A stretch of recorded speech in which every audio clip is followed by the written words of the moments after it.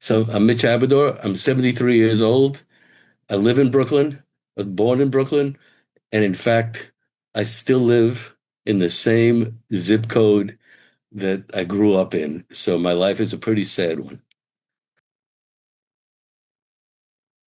I don't come from a political background at all. Oops. And hang on.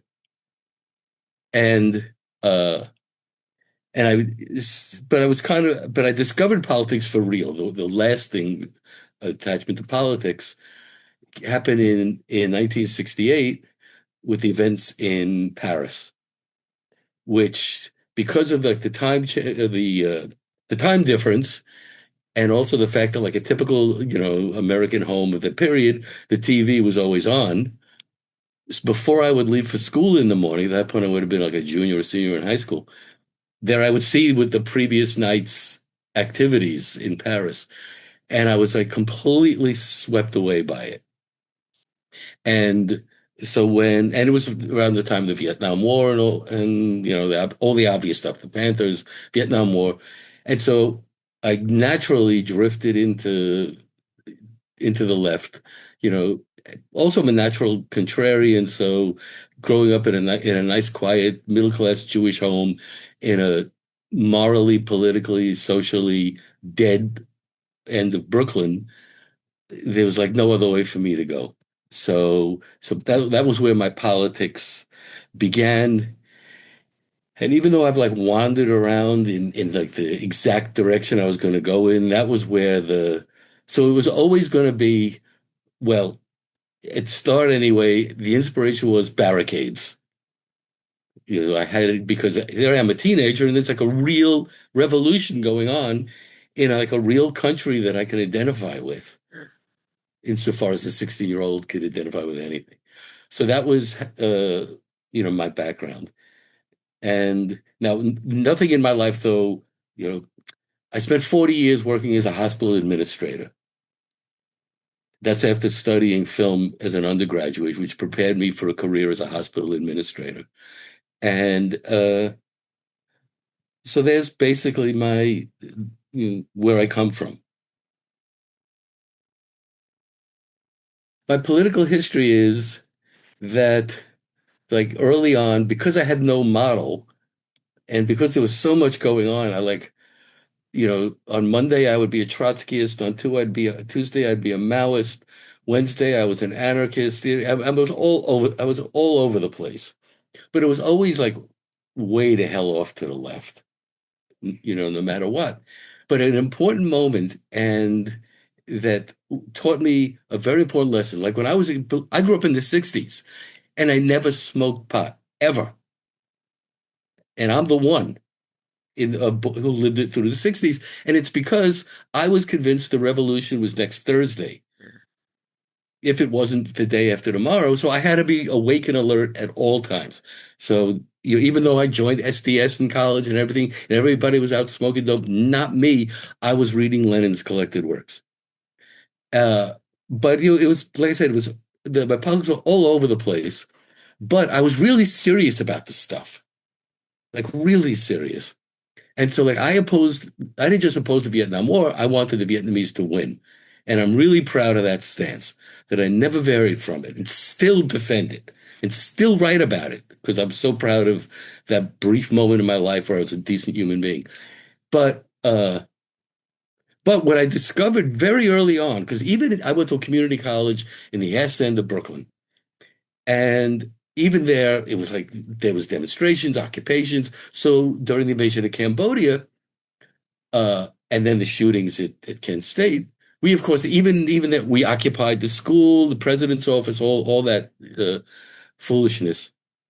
And I remember that me and my best friend, who all shared my politics, we were like marching down like the road that led from the parking lot to the classrooms, chanting Jeunesse communiste révolutionnaire, Revolutionary Communist Youth, the French Trotskyist group. And I gave a fiery speech about we have to, join with the Cambodian people fighting against imperialism. And like nobody gave a fuck. Nobody gave a fuck. All the other speakers were talking about what's going to happen when the National Guard comes marching down Ocean Avenue. And it was like a real shock for me that to this day I haven't recovered because I'm always in every political situation, I suspect the sincerity of everybody in it. You know, that my fear is because like even like in the Vietnam War is a perfect thing. Everybody was against the Vietnam War when there was a chance of being drafted. Once that ended, who gives a fuck? Ain't my fight anymore because I'm not going to ever have to join it. And so that was like a really important. So the May 68 was like an important positive moment. The events around Cambodia, which was only a couple of years later, it was May 4th, 1970, uh, was like an awakening, but I still didn't shake my leftism. But it did shake which form, as I got older, my leftism took. I was always very suspicious of anything having to do with like workerism because also, yeah, I'm a New Yorker, as you can hear, if I hadn't told you. The This is the city where the students and the anti-war demonstrators got the shit kicked out of them by construction workers. And of course, we all made excuses back then. This is oh Christ, what was the word? Some Leninist term about which element of the working class this was. But it wasn't. It was the working class. So I've always had like I've never gone for that stuff. Even so, I was a member of the Communist Party, the youth branch, and but for a week, and then I was thrown out. I have the shortest membership in the Communist Party of anybody because I mouthed off against workerism. So, uh, but where do you go if you're on the left and you're like anti-worker? So it took me a while to find it, but I ultimately did in a school of anarchism. So jump ahead for you there, which was the individualist anarchism of France in the early years of the 20th century and the end of the 19th century, when I started reading the great founder of the newspaper L'Anarchie, Albert Libertad, and the writings of the young Victor Serge, who in his youth was part of the individualist anarchist movement, and his writings are absolutely astounding. So that was how I kind of get the crooked path to a form of anarchism that nobody follows anymore. But that every time I read any of the texts, and I still read them because I'm in the final stages of a biography of Victor Serge that's coming out later this year. So I have to like reread everything that's in it. And I see exactly why I fell in love with Serge and individualist anarchism because it's full of like rage and anger and everything that actually every emotion that like really matters to me. Because unlike what Chase said about, at the risk of sounding whatever it was, I think revolutionaries are motivated by great feelings of love. I've never felt that way. If you don't hate the enemy, then what's the point? So what it is, I mean, if any of what I've said is, if I've said it all clearly, that since, and it's all part of this kind of syllogism that goes with individualist anarchism, which is that you can't, the current world is a terrible place, and capitalism is a terrible thing. But the working class, because it's been degraded by living under capitalism, you can't expect them to change the world. So it's up to for individualist anarchists, it's up to each individual to live their own revolution and to make their own revolution in whatever way that is. I mean, I can't remember his name. The guy who just published the philosopher who wrote the book in praise of floods. And he talks about how he was in Germany and everybody was waiting to cross everybody was ready for a red light in Berlin when the nearest car was in Dusseldorf. But they're not going to cross against the red light. And so the line he came up with was that every day he was going to commit an anarchist act.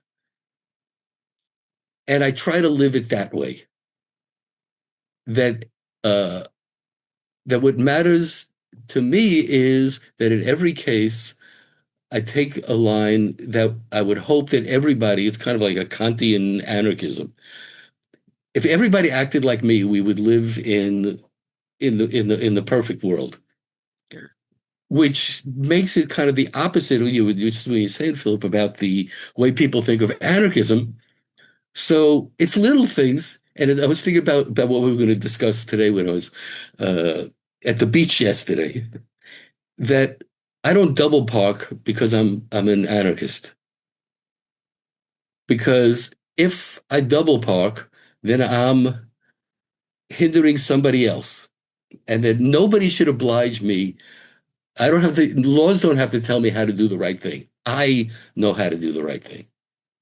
And I should always do the right thing, not just for me, even though I'm an individualist, but so that if that was what everybody did, that would be a better world. And it's also, all of this is also very much tied up with, and I don't know if anybody has discussed this with atheism, because more than anything else, I'm an atheist. And when you're an atheist, you take it seriously, then there is no appeal. You're responsible for all your acts, and there's no redemption. So if you fuck up, then you can't like pray on Yom Kippur or whatever holidays the Goyim pray on. And so again, you have to, be aware of what you're doing and accept responsibility. So for me, anarchism is just that. It's trying to construct a world where everybody would do what they should do without any compulsion. Now, I don't believe that other people are going to do that. And if you were here now with me, Philip, we could sit on my front porch and watch everybody make broken K turns in the middle of traffic and everything. But nevertheless, because I'm responsible for my own acts, I can't do. I just do what I can for me. So it all, and then it also means how you raise your children. And you don't have to like just let them run naked on the streets, but like especially, young people, everything now is like the app tells me to do this, the app tells me to do that when you're raising a kid. But raising a kid is jazz, it ain't classical music. So I have a granddaughter. And so she lives by the apps when she's with her parents, and she lives by Ornette Coleman when she's with me. So for me, so that's what anarchism is. I'm not at all interested in marching on picket lines and handing out leaflets to the workers because they ain't gonna know what you're talking about. But this was the thing within individualism, was that everybody that it was you every the revolution occurs in each individual. And it's only the when everybody is that way that you'll change society, which ain't gonna happen. I'm very proudly one of those who believe that the world is going to come to an end well before capitalism, though. But in a sense, it doesn't matter to me because I'm still living the right way without that happening on a mass scale. So I was so glad because I was surprised to hear about something when you got in touch with me, but it helped me also because I didn't want to like, well, as you can already tell, I'm not going to be some of the kind of person going to sit in here and mute anyway. But it got me to thinking about but that particular question because mainly I'm very widely known in very small circles for my translations. If you're interested in French anything and the French far left, you have to that you there's no way you can avoid reading my translations because I've translated essentially everything. Every revolutionary struggle has ever been in France, I've translated it. But I've done books on French anarchism. And but people are always asking me, like, what's the relevance of the French Revolution or this? And I like really don't like the question. And in this case, the thing with anarchism is that the downside of anarchism in today's society is, or the part of the spirit of anarchism that has entered the wider culture, even though they might not call themselves anarchists, is the suspicion of everything and everybody. So, of course, if you're an anarchist, or really any kind of leftist, you should be suspicious of the government. Except now that's all become a right-wing nut job field, and kind of we gave birth to Alex Jones. Because if you that we suspected everything. If read uh, leftist stuff from the '60s, we sound as crazy as Alex Jones. But you don't even have to go to the '60s. It's like people who were calling uh, Bush W, a fascist, and he wasn't a fascist. But we so wore that word out that now, when we really are confronting it, why would they? We were Chicken Little, and now the sky is falling, and nobody's going to believe us. But no, so I think that that the application of certainly the anarchism that of Durruti and in Spain and Errico Malatesta and Kropotkin and Bakunin, that's deader than Clancy's nuts. That's just not you know that's not happening. And uh, but and even like the spirit of rebellion that I talk about is kind of very prominent on the right also. But so it's a very tricky question. It's a much trickier question, I think, than you might have thought when you guys posed it. Because I should give the easy and the optimistic answer. But my neighborhood, we had, when the vote 70% Trump, and this is Brooklyn. People can't believe how you live in Brooklyn, it's like everybody's like young and good looking and hip and everything. But 70% Trump in Brooklyn. So it's hard to be optimistic. And so I don't know what kind of future it had. Like, actually individualism pretty much was killed by the Bonneau gang, the wave of anarchist criminals in 19 between 1911 1912. But just generally the spirit has now moved into to the right. So that's like my no, I'm not optimistic. I'm not. I mean, it really is, it's a really good question. And, so now even anarchists or anybody who's like to the left of the Republicans, we all find ourselves like, and I've really tried to stop doing it, defending everything about the establishment. So we're kind of like we've gone so far back that defending the fucking FBI has become a thing. And just to give an idea of how difficult it is, a couple of months into this regime, when the first measures anti-trans stuff hit, one of my closest friends runs a clinic for trans youth in a local hospital. And he was quoted, and he was on like John Oliver talked about him that he would go to jail, but there's nothing going to get him to stop treating his patients. Admirable stand, really was. And so we were my wife and I were out for dinner with him and his wife, and they started talking about Trump is not going to last because he's harming national defense and he's harming the economy. And I said, do you hear yourselves? You guys are like on the left. What do you care about national defense? We should be destroyed. And as for like Trump's measures destroying the economy and doing harm to the economy, isn't that what we always wanted? And so we find ourselves in this impossible situation where the right is so nutty and we're so weak that we end up defending positions that we really shouldn't. So like I warn everybody when they talk, do not use right-wing arguments to defend left-wing causes.